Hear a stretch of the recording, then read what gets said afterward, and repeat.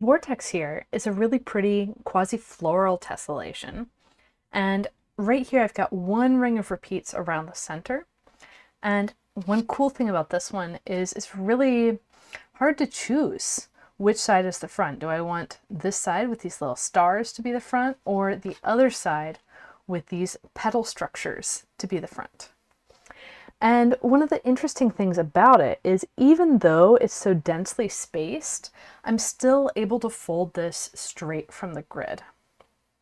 Now, what that means is I've got my whole grid, and once my grid is ready, I just go ahead and fold it.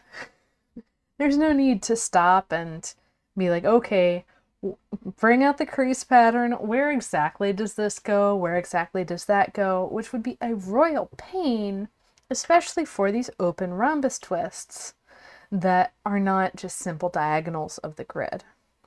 So tessellations like these are kind of on the edge of what can be folded without pre-creasing, but I sure am glad that I know how to fold this one straight from the grid.